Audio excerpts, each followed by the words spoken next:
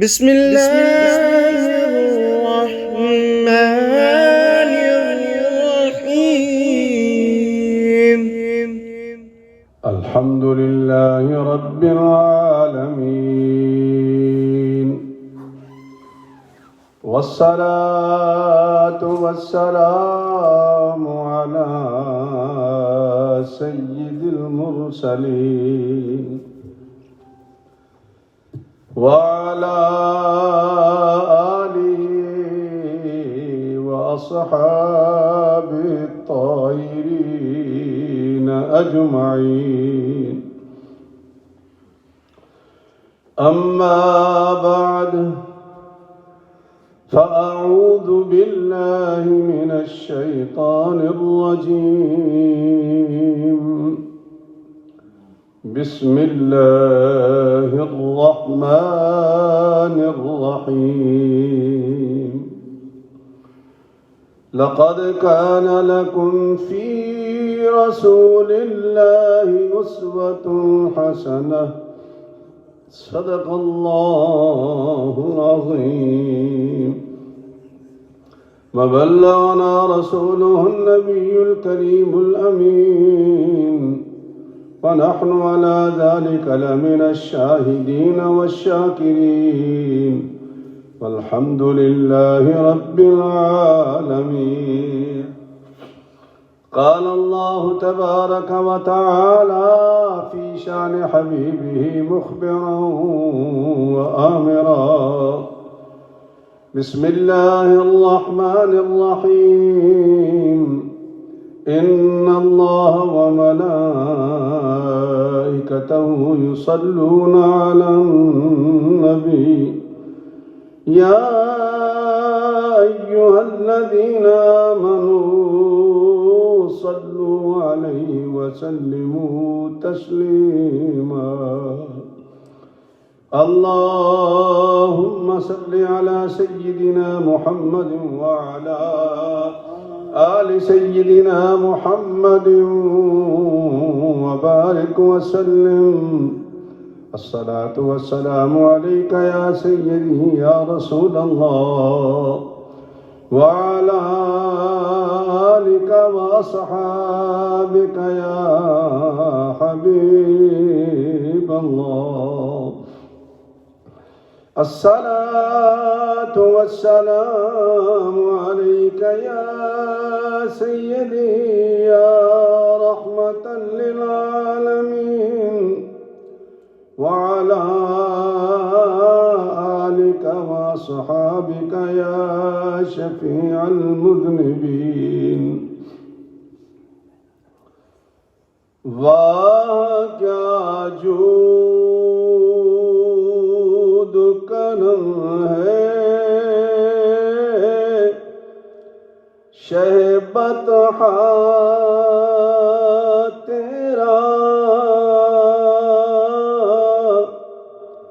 نہیں سنتا ہی نہیں مانگنے والا تیرا. میں تو مالک ہی کہوں گا کہ ہو مالک کے حبیب، کیونکہ محبوب و محب میں نہیں ہے میرا تیرا. حمد و صلات کے بعد قرآن مجید فرقان حمید کی جس آیہ کریمہ کو تلاوت کیا ہے وہ ربیع الاول شریف کے حوالے سے ہے، اور چونکہ ربیع الاول قریب الاختتام ہے تو میں سرکار کی سیرت کے حوالے سے عرض کر رہا ہوں. سرکار کی تعریف سنی آپ نے، اکثر کرتے رہتے ہیں ہم لوگ، سرکار کی شان بھی سنتے ہیں. اب اس کا اگلا تقاضا کیا ہے کہ سرکار کی سنتوں پر عمل کر کے ہم زندگی بھی خوبصورت بنائیں. یہ سب سے مشکل کام ہے. دنیا میں سب سے آسان کام کیا ہے؟ کسی کی محبت کا دم بھرنا. اس پہ کوئی خرچ نہیں ہوتا بندے کا، ہو بھی تو پھر وہ دوسری کام کے لیے ہوتا ہے. لیکن جب کہا جائے کہ بھئی اب وہ کام بھی کر جس سے تو محبت کرتا ہے، اب مسئلہ کھڑا ہو جائے گا ہمارے لیے کہ یہ بہت مشکل کام ہے. اور اللہ فرماتا ہے کہ اے ایمان والو، لقد کان لکم فی رسول اللہ اسوۃ حسنہ. اے ایمان والو، تمہارے لیے تمہاری زندگی میرے نبی کا نقش قدم ہے، نقش پا ہے. تو جب تک ہم سرکار کے نقش قدم پر نہیں چلیں گے تو ہماری زندگی آسان نہیں ہوگی، یا دوسرے معنوں میں صحیح ٹریک پہ نہیں آئے گی. اور سرکار کی سیرت ہے کیا؟ بھائی وہ کھاتے کیسے تھے، وہ پیتے کیسے تھے، وہ چلتے کیسے تھے. پچھلی مرتبہ آپ نے سنا. آج کا جو سبق کا انتخاب کیا میں نے وہ ہے کہ سرکار کھانے پینے کے معاملے میں کیا ادب کرتے تھے. یعنی کھانا پینا جو ہوتا ہے نا، چونکہ یہ بڑا اہم موضوع ہے اور خاص طور پر ہماری دیکھنی ہو نا کہ ہم کس قسم کے لوگ ہیں، تو یا تو شادی کے موقع پہ ہمیں دیکھ لیا کرو یا کسی پارٹی کے موقع پہ دیکھ لیا کرو، تو سمجھ آ جائے گی کہ ہم کس لیول کے لوگ ہیں. سرکار دو عالم صلی اللہ علیہ وسلم جب کھانا کھانے کے لیے بیٹھتے تو ان کے بیٹھنے میں تکبر اور غرور کا اظہار نہیں ہوتا تھا. اور یہ ہم سے بہتر کوئی نہیں جانتا. جو ہمارے طریقہ کار ہیں بیٹھنے اٹھنے کے یا کھانے پینے کے، جو بھی ہمارے طریقہ کار ہیں، سرکار دو عالم صلی اللہ علیہ وسلم کے کسی بھی حوالے سے ایسا اختیار کرتے کہ دیکھنے والے کا دل خوش ہو جاتا. حضرت ابو جحیفہ رضی اللہ تعالیٰ فرماتے ہیں کہ ایک شخص آیا حضور کی خدمت میں، تو حضور یہ دونوں گھٹنوں کے بیٹھے تھے، جیسے مسافر نہیں ہوتا جانے جلدی ہوتی جس کو، دونوں گھٹنے، یہ دونوں گھٹنے کھڑے تھے ان کے. کہتا ہے کہ یا رسول اللہ، یہ کون سا طریقہ ہے؟ تو آپ نے فرمایا اور کون سا طریقہ ہے؟ کہتا ہے جی بالکل طور سے بندہ ایسے لگا ہوا ہوگا وہ تکیے کے ساتھ، اور کیا لقمے اٹھا رہا ہو اور کھا رہا ہو. سرکار نے فرمایا کہ لا آکل متکئا، میں زندگی میں کبھی تکیہ لگا کے کھانا نہیں کھایا. میں نے زندگی میں کبھی تکیہ لگا کے کھانا نہیں کھایا. میں جب بھی بیٹھتا ہوں تو میں سمجھتا ہوں کہ میں مسافر ہوں، میں نے دنیا چھوڑ جانی ہے.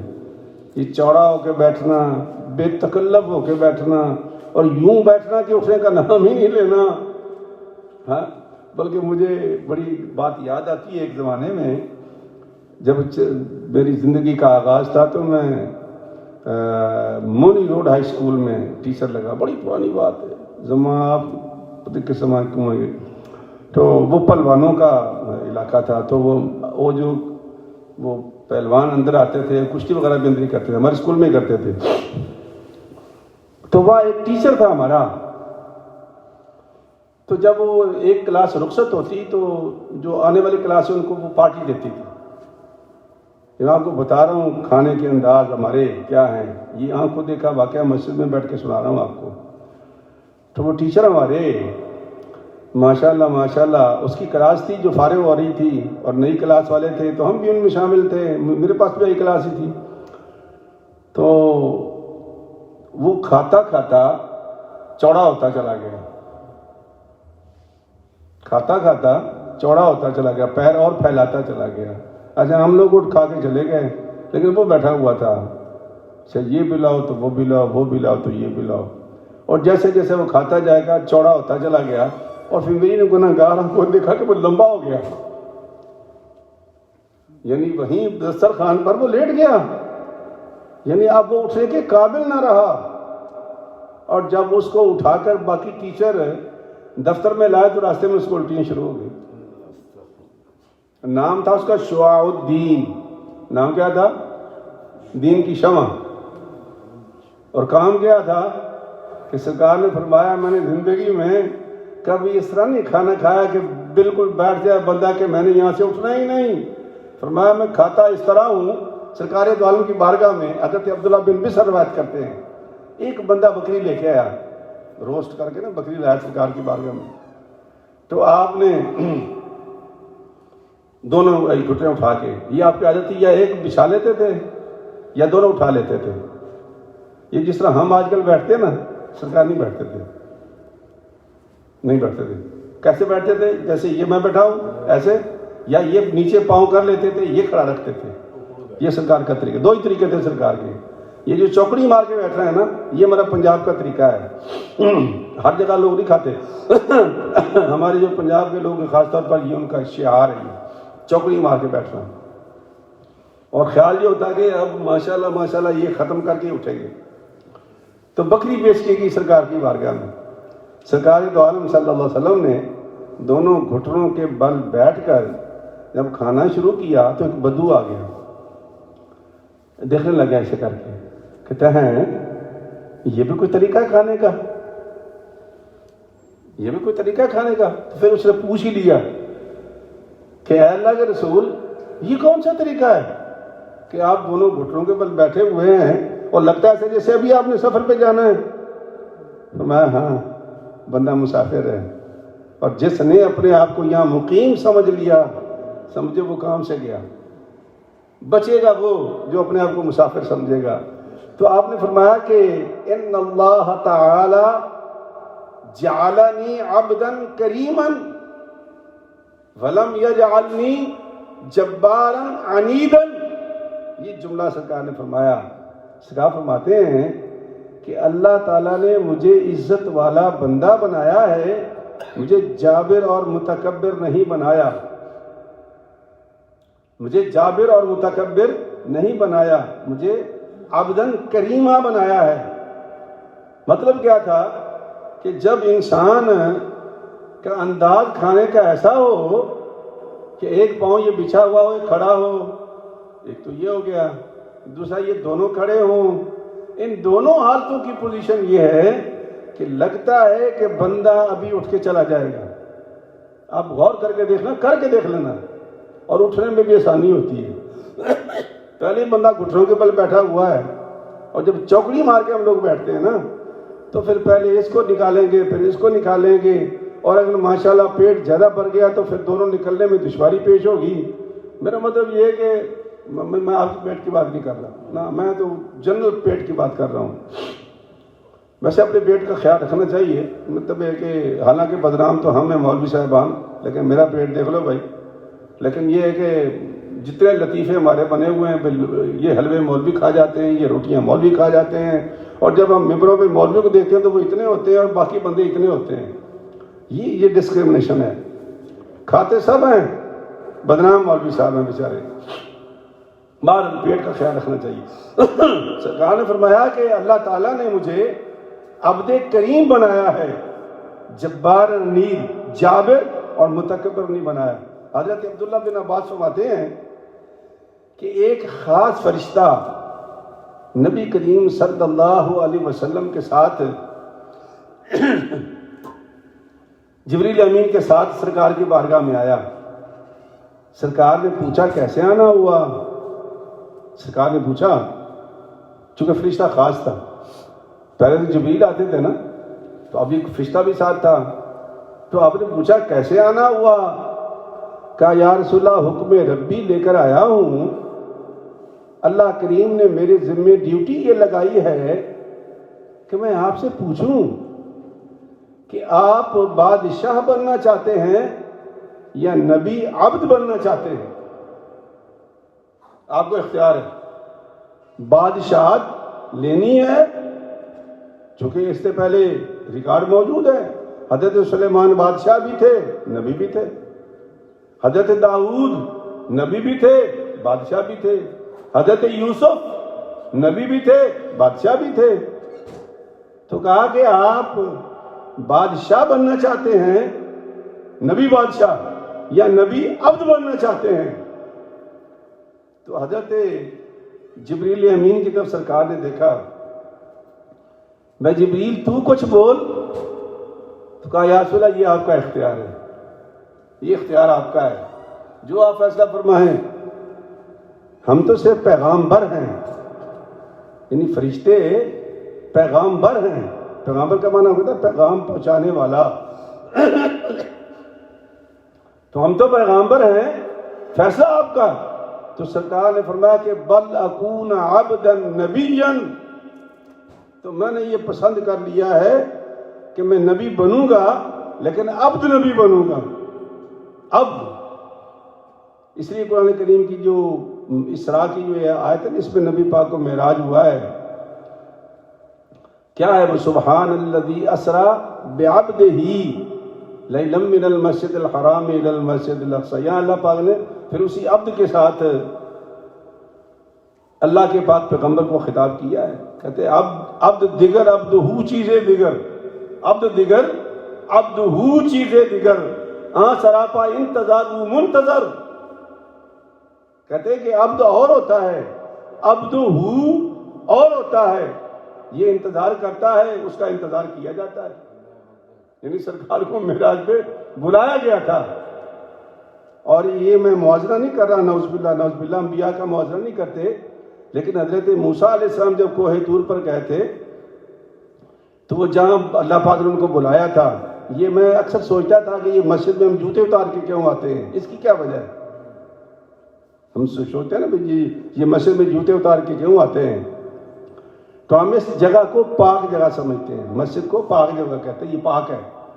تو حضرت موسیٰ علیہ السلام جب طور پہاڑ پر پہنچے اور وہ جگہ خاص جہاں پر تجلی الہی ہو رہی تھی، تو سرکار نے جوتے سمیت اندر جانے کے لیے پیر اٹھایا تو حکم آ گیا، موسیٰ اخلع نعلیک فإنک بالواد المقدس طویٰ، اے موسیٰ جوتے اتار دے، تو پاک جگہ پہ داخل ہو رہا ہے۔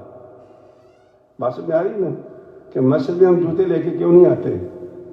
اللہ پاک فرماتے ہیں کہ پاک جگہ جانا ہو تو جوتے اتار کر آؤ، اور حضرت موسیٰ علیہ السلام کو حکم اخلع نعلیک، جوتے اتار دو، اور فإنک بالواد المقدس طویٰ، چونکہ تم ایک پاک اور مقدس وادی میں ہو، تو جو جگہ پاک ہوتی ہے وہاں جوتے لے کے نہیں جاتے۔ پرانے زمانے میں، اب تو خیر زمانہ بدل گیا، مجھے جہاں تک یاد پڑتا ہے بچپن میں کہ جس جگہ پر ہماری والدہ کھانا بنایا کرتی تھی تو وہ پوچھا پاچھا لگا کے رکھتی تھی، تو وہاں بیٹھ کے ہم کھانا کھاتے تھے، لیکن جوتا اتار کے کھاتے تھے۔ بچپن میں کبھی زندگی میں جوتا پہن کے کھانا نہیں کھایا ہم نے، اجازت ہی نہیں تھی۔ لیکن تو جیسے جیسے ہم پھر امریکن ہوتے گئے، افریقن ہوتے گئے، مطلب دنیا کے دم چھلے ہمارے ساتھ لگتے گئے، تو پھر جوتے چھوڑ ہم تو ہاتھ بھی نہیں دھوتے، بغیر ہاتھ دھوئے ہم چمٹ جاتے کھانے کو۔ تو اللہ کے پاک پیغمبر نے فرمایا بل اکون عبدا نبیا، میں اللہ کا نبی اور بندہ بننا چاہتا ہوں، یہ پسند کرتا ہوں۔ تو آپ کو یہی عہدہ دے دیا گیا، لیکن یہ ایسا عہدہ تھا کہ کسی نے کہا نا کہ عبد دیگر عبد ہو چیزیں دیگر، سراپا انتظار وہ منتظر، کہ وہ جو عبد ہے وہ انتظار کرتا ہے، اور جو عبد ہو ہے اس کا انتظار کیا جاتا ہے۔ سرکار دو عالم صلی اللہ علیہ وسلم حضرت عبداللہ بن عمر فرماتے ہیں، یہ نبی پاک کے صحابہ کی حدیثیں ہیں ساری، جو سرکار کی قرب و جوار میں رہتے تھے۔ جتنی جاسوسی سرکار کی ہوئی ہے نا، کبھی بیماری ہو جائے نا تو ہم منہ دکھانے کے قابل نہ رہیں، کہیں 300 اور 300 سے اوپر لگ بھگ بندے بیٹھے ہوتے تھے ڈائریاں لے کے، یہ نبی چلتا کیسے ہے، نبی بیٹھتا کیسے ہے، نبی کھاتا کیسے ہے، نبی پیتا کیسے۔ ہم کہتے ہیں اصحاب صفا، کیا کہتے ہیں ہم لوگ؟ اور پتہ ہے وہ کہاں ہے؟ بالکل ہے نبی کے گھر کے دروازے کے سامنے وہ چبوترا جہاں بیٹھا کرتے تھے۔ تو جب اتنے لوگ اس کی جاسوسی کرنے والے ہو اور پھر ان کو کوئی حکم نہ ملے، کوئی کوتاہی نہ ملے، کوئی غلطی نہ ملے، تو بتاؤ پھر اس سے زیادہ تاریخ میں کون بڑا انسان ہو سکتا ہے؟ ہمارے پیچھے تو 2 بندے لگ جائیں تو ہماری جان کو بن جاتی ہے، نہیں تو ہم اپنی بیوی کی منتیں کرتے تیری مہربانی ہتھوڑا رکھا کر، ہاں ہم کہتے ہیں، چونکہ یہ بے اعتماد قسم کی جو خواتین ہوتی ہیں نا، جب ان کی موج ہوتی ہے تو پھر یہ کچا چٹا کھول کے ہمارا رکھ دیتی ہیں، لحاظ نہیں کرتی ہیں. اس لیے تو نبی پاک نے فرمایا تھا عورتوں سے کہا کہ زبان کا صدقہ کیا کرو. ان کا یا رسول اللہ ہم تو کماتی نہیں نا، ہم صدقہ کہاں سے کریں؟ سرکار نے فرمایا کہ یہ زبان کا صدقہ کیا کرو، چونکہ جب مجھے جہنم دکھائی گئی تھی تو میں نے دیکھا خواتین کی کثرت تھی وہاں پر. تو میں نے جبرائیل سے پوچھا، جبرائیل وجہ کیا ہے کہ میں کیوں کثرت دیکھ رہا ہوں؟ ان کا یا رسول اللہ ایک تو یہ خواتین شکوہ بہت کرتی تھی، ناشکری بڑی تھی، ناشکری. اب میں تفصیل میں نہیں جاتا، کہ مجھے بھی گھر جانا ہے شام کو. ناشکری بہت ہے، اور اوپر سے سرکار نے کیا فرمایا؟ فرمایا کہ ساری زندگی خاوند تارے توڑ کر لاتا رہے اور کسی ایک دن غلطی سے اس کی کوئی ریکوائرمنٹ پوری نہ کر سکے تو آنکھیں ماتھے پہ رکھ لیتی ہے. جب سے میں تیرے گھر دیکھا کیا ہے؟ یہی ہے جو اب دیکھ رہی ہوں. سرکار نے فرمایا کہ وہ لفظ کہتی ہیں کہ ما رأیت عنک شیئا قط، جب سے تیرے گھر میں داخل ہوئی ہوں میں نے تیرا دیکھا ہی کچھ نہیں ہے. یہ سب کچھ میں اپنے ماں باپ کا لے کے آئی ہوں. یہ سرکار نے فرمایا یہ دو چیزوں کی وجہ سے میں نے تو کیا سرکار نے فرمایا؟ زبان کا صدقہ کیا کرو.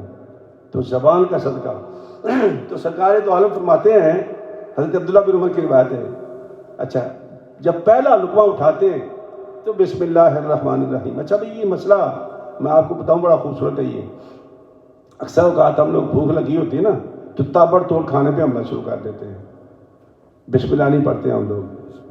اللہ کے بعد پیغمبر نے فرمایا جو مسلمان کھاتے ہوئے بسم اللہ نہیں پڑھتا اس کے کھانے میں شیطان شریک ہوتا ہے. تو ایک صحابی نے کی یا رسول اللہ اگر بندہ بھول جائے، یاد نہ رہے، پھر سرکار نے فرمایا کہ جب اسے یاد آئے تو اس کے ساتھ ایک لفظ زیادہ کر لے. فرمایا بسم اللہ اولہ و آخرہ. بسم اللہ بے شک وہ آخری لقمہ کیوں نہ ہو، بسم اللہ اولہ و آخرہ. یا اللہ میری پہلی بسم اللہ بھی قبول کر لا اور آخری بھی قبول کر لا. تو یہ سرکار نے نسخے بھی بتائے ہیں. بندہ ہو ماننے والا، سرکار کی سنتوں کو سمجھنے والا ہو، سرکار کی سیرت پہ چلنے والا ہو، تو پھر یہ باتیں بڑی آسان ہیں. تو فرمایا بسم اللہ اولہ و آخرہ. آپ بھی یاد کر لو. کبھی بندہ ہو جاتا ہے، بھول جاتا ہے جلدی میں، یاد نہیں رہتا، خیال نہیں آتا، تو یہ پڑھ لیا کریں.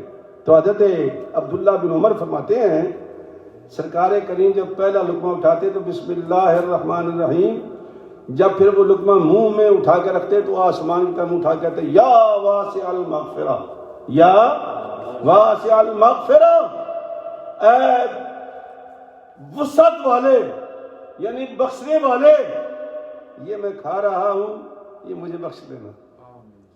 یعنی دیکھو کیسی بات ہے کہ اللہ کا پاک پیغمبر جو ہر گناہوں سے پاک تھا، اللہ کریم ہے کہ ہم نہیں کہتے، قرآن پاک میں یہ لکھا ہوا ہے غفر اللہ ما، مطلب ہے کہ آپ کے جتنے پہلے اگلے سارے گناہ معاف ہیں.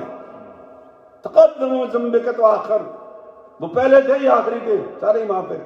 وہ بندہ اللہ کا، آپ اندازہ اول تو تھے ہی نہیں نا.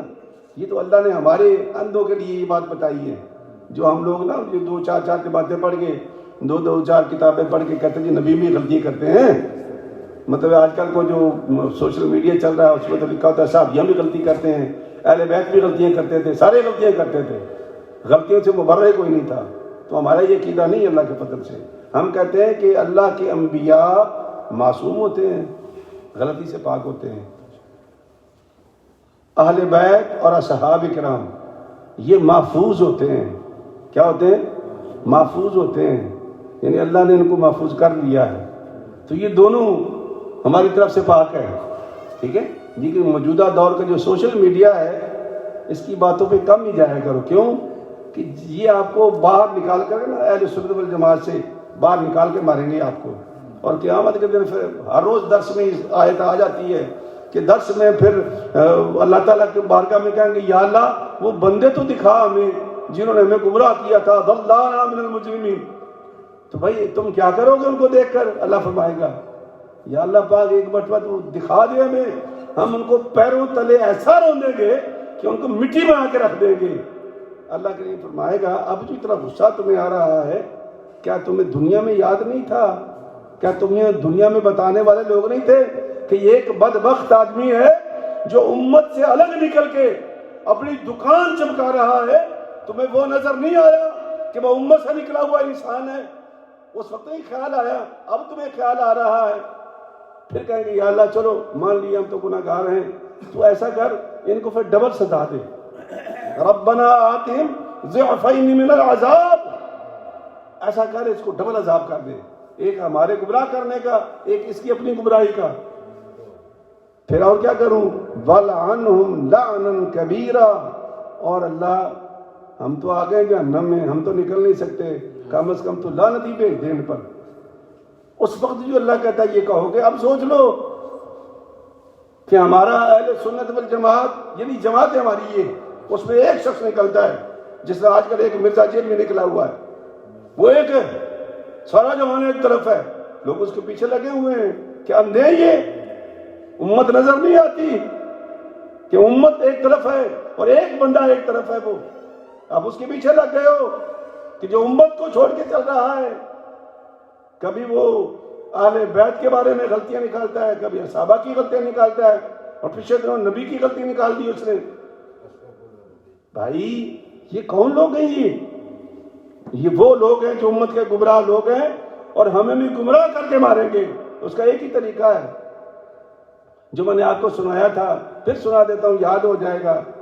امام فخر الدین رازی محدث وقت، تفسیر کبیر کا مصنف، عالم بے بدل، باہر نکل گیا دیہات میں، 360 کے قریب اللہ ایک ایک پر دلیل لکھی انہوں نے، اللہ ایک ہے، اللہ ایک ہے، 360، اور وہ کتاب لے کر کے بڑے خوش کہ میں نے اللہ کی وحدانیت ثابت کر دی کتاب میں، باہر نکل آئے۔ خیال تھا یار میں تو پڑھا لکھا ہوں، میں نے تو یہ لکھ دیا ہے، لیکن یہ کچھ لوگ ایسے بھی تو ہیں دنیا میں جو جانتے ہی نہیں، ان کو پتہ ہی نہیں، تو میں ان سے تو پوچھوں کہ بھئی ان کے پاس کون سی دلیل ہے اللہ کے ایک ہونے کی؟ یہ پہلے بھی سنا تھا، لیکن یہ یاد کرنے والی بات ہے جو آج پھر سنا رہا ہوں آپ کو، اس میں کوئی حکمت ہے۔ تو جب امام صاحب پہنچے اس کے پاس، تو ایک بندہ ہل چلا رہا تھا دیہاتی، اس کو جناب آواز دی، بھائی جان بھائی جان، کہا جی حکم، ایک مسئلہ پوچھنا ہے۔ تو وہ ہنسا، اس نے کہا مولوی صاحب مسئلے تو آپ لوگ بتاتے ہیں، ہم تو دیہاتی لوگ ہیں، ہمارا تو کوئی مسئلہ نہیں ہوتا۔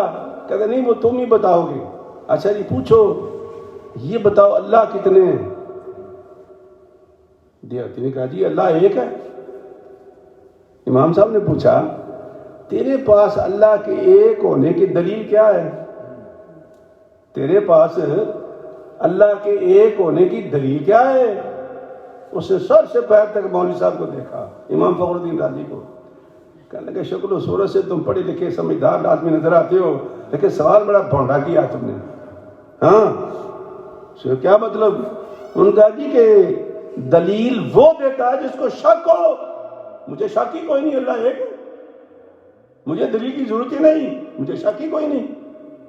امام صاحب اٹھائے وہاں سے، ان کا سارا جہان گمراہ ہو جائے گا، اس بندے کو گمراہ کوئی نہیں کر سکتا۔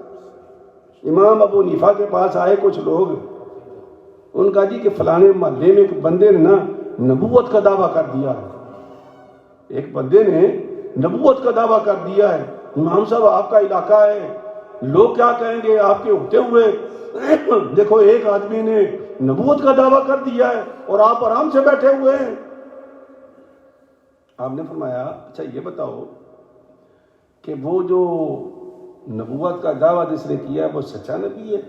کہتا نہیں جی جھوٹا نبی ہے۔ کل سوچ لو میری بات کو، میں آپ کو جو بات بتا رہا ہوں دھیان سے سننا، کہ سوچ لو میری بات کو۔ انہوں نے کہا جی جھوٹا ہے۔ تو فرمایا مجھے گمراہ کر کے مارنا چاہتے ہو؟ اگر میں ایک جھوٹے آدمی سے یہ کہوں نبوت کی دلیل دے، میں تو کافر ہو جاؤں گا۔ او بھائی امت سے نکلا ہوا وہ آدمی وہ تو ویسے نکل گیا ہے، تمہیں کیا تکلیف ہے؟ اس کی پیروی چھوڑ دو، امت کے ساتھ مل کر رہو، تمہیں کبھی کوئی تکلیف نہیں ہوگی۔ ہم کیا کرتے ہیں، اچھا ہاں بات تو اس کی صحیح ہے، وہ کبھی جنگ جمل نکال لے گا، کبھی جنگ صفین نکال لے گا، کبھی جنگ قادسیہ نکال لے گا، اس میں تو پھر فلاں مارا گیا تو یوں ہو گیا، تو فلاں مارا گیا تو یوں ہو گیا، فلاں کو یوں کہا تو قسطنطنیہ میں۔ او خدا کے بندے، ہمیں اس کے بارے میں پوچھا جائے گا، ہم سے پوچھا جائے گا کہ نماز پڑھی ہے کہ نہیں پڑھی، روزہ رکھا ہے کہ نہیں رکھا، اور نبی کی سنتوں پر عمل کیا ہے کہ نہیں کیا، ہم سے یہ پوچھا جائے گا۔ وہ کیا کر گئے، وہ کیسے تھے، یہ ہمارا سبجیکٹ ہی نہیں ہے۔ سوچنے والی بات ہے نا۔ تو بہرحال اللہ کے پاک پیغمبر نے فرمایا کہ سرکار دو عالم جب پہلا لقمہ اٹھاتے تو کہتے یا واسع المغفرہ، اے مغفرت ادا کرنے والے، اے بخشنے والے، تیری بخشش بھی وسیع ہے، اس وسیع بخشش میں ہمیں بھی معاف کر دے۔ اگر کھانا کھاتے ہوئے بسم اللہ پڑھ کر اللہ سے معافی طلب کر کے ہم کھاتے رہیں تو کھانا ہمیں نقصان نہیں دے گا انشاءاللہ۔ اگر لقمہ حلال کا ہو، ماردار کا نہ ہو لقمہ، چونکہ ماردار بھی بہت ہوتی ہے۔ حضرت جابر رضی اللہ تعالیٰ فرماتے ہیں، یہ سنتیں نبی پاک کی چھوٹی چھوٹی جنہیں ہم بھول چکے ہیں۔ سرکار تشریف لائے، ان کی بیگم کھانا بنا رہی تھی۔ سرکار نے پوچھا بیگم سے کہ آج کیا پک رہا ہے؟ آج کی یا رسول اللہ آج گوشت تھا تو میں گوشت بنا رہی ہوں۔ تو فرمایا اس کے اندر پانی اور ڈال دے تھوڑا سا۔ اکثر المرق، لفظ سرکار کے، اکثر المرق متاعہد جیرانک، فرمایا اس میں پانی تھوڑا سا اور ڈال دے، کوئی بات نہیں، آج پڑوسیوں کو بھی ہدیہ بھیج دو، پڑوسیوں کو بھی ہدیہ بھیج دو، تھوڑا سا پانی اور ڈال دو۔ یہ نبی اپنی بیوی سے کہہ رہا ہے، اور ہم کیا کرتے ہیں کہ چھپا کے کھاتے ہیں کہ ساتھ والوں کو پتہ نہ چل جائے کہ ہم نے کھایا کیا ہے۔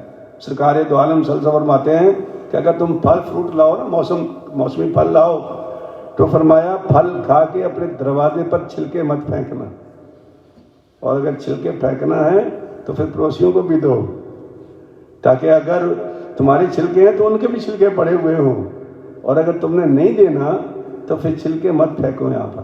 اب خیر ہمارے تو گاربیج بیگ بن گئے ہیں، موج لگ گئی ہماری، وگرنہ پرانے زمانے میں دروازے پہ پھینک دیتے تھے۔ تو سرکار نے منع فرمایا، یا تو تم اپنے، سرکار فرماتے ہیں کہ ایک مرتبہ مجھے فرشتہ آیا، اس نے مجھے شروع کر دی تلقین، یا رسول اللہ یا رسول اللہ یا رسول اللہ یا رسول اللہ۔ سرکار فرماتے ہیں کہ اس نے مجھے اتنی تلقین کی پڑوسیوں کے بارے میں کہ میں یہ سمجھا کہ اب تھوڑی دیر میں یہ کہے گا یا رسول اللہ یہ تمہارے وجود کے بھی حصہ دار ہیں۔ اتنا نبی کریم صلی اللہ علیہ وسلم نے پڑوسیوں کے بارے میں ارشاد فرمایا ہے، اور ہم پڑوسیوں کو جتنی تکلیف ہم دیتے ہیں نا۔ اچھا ایک اور بھی لطیفہ بڑا زبردست، ایک دن سرکار کے پاس ایک صحابی آیا، آج کہ یا رسول اللہ میرا پڑوسی مجھے بڑا تنگ کرتا ہے، بہت پریشان کرتا ہے، ناک میں دم کر رکھا ہے۔ تو پھر یا رسول اللہ بڑا عرض کیا، بڑا سمجھایا ہے، اس کی بات سمجھ میں نہیں آتی۔ تو سرکار نے فرمایا اچھا میں تمہیں طریقہ بتاتا ہوں۔ کہنے کہ کیا؟ سرکار نے فرمایا سارا سامان نکال کے نا باہر بیٹھ جا گلی میں اپنے دروازے کے سامنے، اور جو بندہ گزرے گا بھائی گھر چھوڑ کے یہاں بیٹھے ہو، کوئی میرا پڑوسی مجھے اندر نہیں گھسنے دیتا، تنگ کرتا ہے مجھے۔ اچھا وہ جو بندہ گزرے، او بھائی یہاں بیٹھے ہو، کہتا جی کیا کروں، پڑوسی مجھے تنگ بہت کرتا ہے۔ اخیر 2 4 10 15 20 بندے جب گزرے تو وہ پڑوسی آ گیا، ہاتھ باندھ کے کھڑا ہوگا، بھائی اندر چل، میرے باپ کی بھی توبہ، آج کے بعد میں تنگ نہیں کروں گا میں۔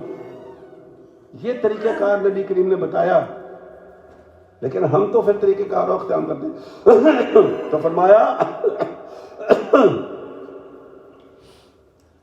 کہ گوشت پکایا کرو تو گوشت میں پانی ڈال لیا کرو، کیوں کہ پڑوسیوں کو بھی تھوڑا سا شورا دے دو، پڑوسیوں کو بھی شورا دے دو۔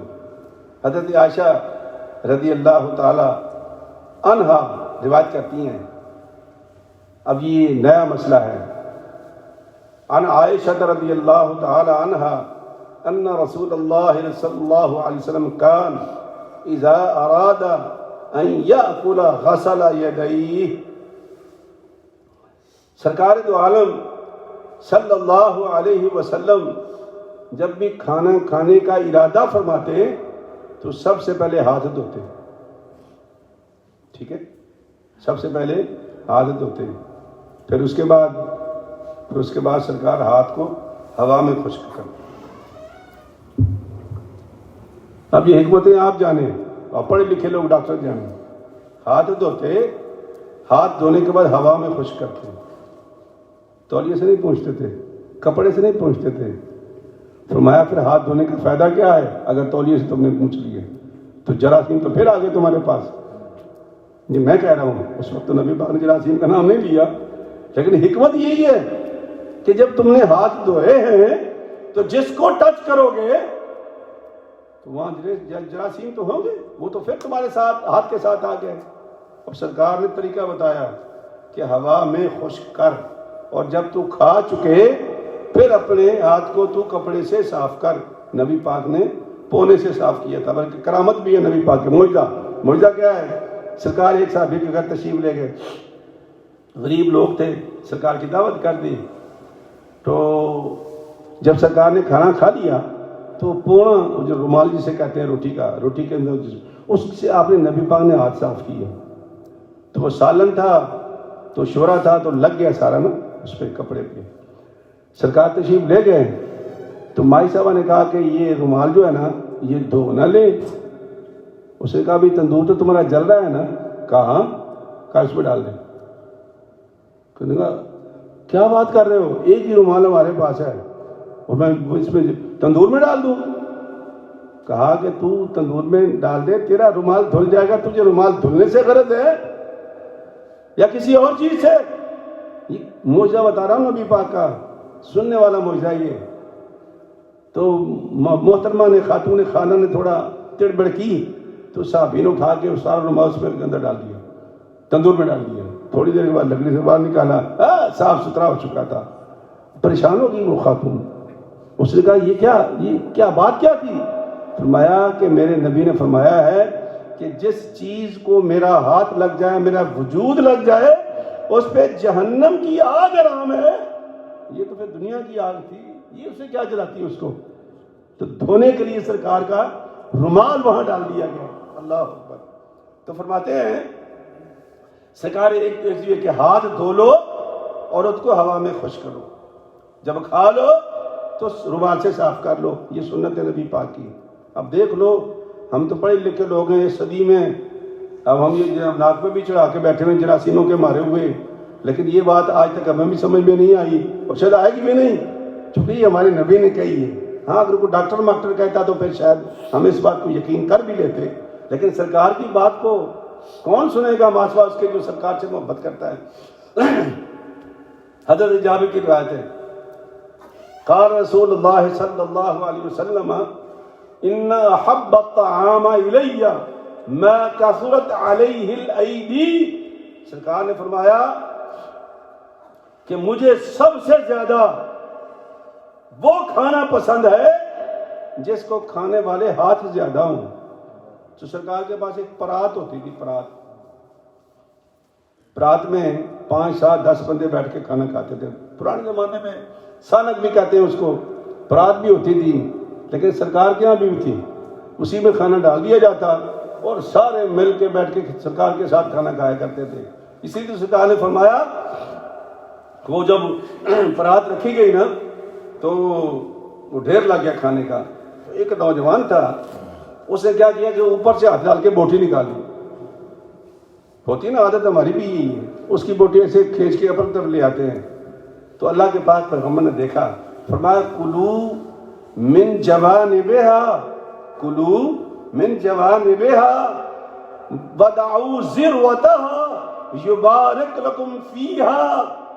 فرمایا کہ یہ ادھر ادھر سے کھاتے رہو، وہ جو درمیان میں پہاڑی بنی ہوئی ہے نا اس کو ایسے ہی رہنے دو، اس کے اندر تو اللہ تعالیٰ کی برکت نازل ہو رہی تمہارے اندر، اسی سے کھانا نکل رہا ہے تمہارا. یعنی پھر فرمایا سرکار نے کل بیمینک ومما یلیک، دائیں ہاتھ سے کھا اور جو تیرے سامنے پڑا ہے وہاں سے کھا، وذکر اسم اللہ، اور پھر اللہ کا تو ذکر ادا کر۔ ٹائم ختم ہو گیا۔ ارے حدیثیں تو بڑی ہیں کھانے کی، جو سرکار کی سنتیں ہیں، کاش ہم سننے والے بن جائیں اور عمل کرنے والے بھی بن جائیں۔ مگر آج میرے ساتھ ایک حادثہ ہو گیا تھا صبح۔ میری پوتی اللہ اسے مغفرت فرمائے، 4 سال کی ہستی کھیلتی، ہسپتال گئی تھی، بخار ہوا تھا پرسوں، تو پتہ نہیں وہاں جا کر کہ اس کو کیا بیماری لگی بیچاری کو، تو آج وہ رضائی الہی سے انتقال کر گئی ہے۔ تو اللہ تبارک و تعالیٰ اس کو جنت میں جگہ دے، وہ تو خیر جنت ہی ہے، ماں باپ کو صبر دے اور ان کو نعم البدل عطا فرمائے۔ تو مجھے حافظ صاحب نے کہا تھا کہ ابا جی میں چلا جاتا ہوں، جمعہ پڑھا دیتا ہوں، آپ یہاں جنازہ پڑھا لیں، چونکہ قبرستان پھر یہاں سے جنازہ پڑھ کے ہم پہنچ نہیں سکتے تھے، تو اس لیے پھر میں نے وہیں انتظام کر دیا تھا مسجد میں، دارالقرآن میں جو میرے گھر کے ساتھ ہے، وہاں حافظ صاحب جنازہ پڑھا دیں گے اور پھر وہ قبرستان چلے جائیں گے۔ پھر میں نے یہ سمجھا کہ اللہ کی ڈیوٹی ضروری ہے، یہ ہمارے ساتھ حادثات ہوتے رہیں گے اور شاید اللہ پاک اسی بہانے ہماری بخشش بھی کر دے، تو میں اس لیے مسجد میں آ گیا ہوں۔ اللہ تعالیٰ جتنے بھی اور بھی ایک خاتون کے لیے کال آئی ہے، سکینہ بی بی کے لیے، وہ بھی فوت ہو گئے، اللہ تعالیٰ اسے غریق رحمت فرمائے۔ دوسری بات یہ ہے کہ موت اور حیات اللہ کے ہاتھ میں ہے، پریشان نہیں ہونا چاہیے، اللہ پہ اعتماد کرنا چاہیے۔ میں نے بچے سے بھی یہ کہا تھا، اللہ فرماتا ہے عسیٰ ان تکرہوا شیئا وہو خیر لکم، ہو سکتا ہے جسے تم بہت اپنے لیے برا سمجھ رہے ہو تمہارے لیے بہت بہتر ہو سکتا ہے اللہ پاک تو جس کا نعم البدل کوئی اچھا عطا کر دے، یہ سب اللہ کے ہاتھ میں ہے۔ اور آپ سے بھی یہی کہتا ہوں کہ یہ سب اللہ کے کام ہیں۔ تو اس بچی کا نام تھا حریم، تو حریم کے لیے بھی آپ دعا کر دینا، اللہ تعالیٰ اسے جنتوں میں اعلیٰ مقام دے، اور ماں باپ کے لیے تو وہ شفاعت کا سبب بنے گی۔ اس لیے جب اس کا جنازہ بھی پڑھتے ہیں نا، تو جنازے کی جو آخرت ہے، اللہم اجعل لنا فرطا واجعل لنا اجرا وذخرا واجعل لنا شافعتا ومشفعا، یا اللہ اس کو ہمارا شفاعت کرنے والا اور شفیع بنا، مشفع بنا۔ یہ اس کے لیے دعا بھی ایسی ہے، اس کی مغفرت کی دعا نہیں کرتے ہم، شفاعت کی دعا کرتے ہیں اس کے لیے۔ تو ایسے چھوٹے بچے جو فوت ہو جاتے ہیں، اللہ کے پاک پیغمبر نے فرمایا کہ وہ ماں باپ کے لیے رحمت بن جائیں گے، تو اللہ تبارک و تعالیٰ رحمت بنائے۔ آمین۔ وآخر دعوانا ان الحمد للہ رب العالمین۔ سنت ادا فرما دیں۔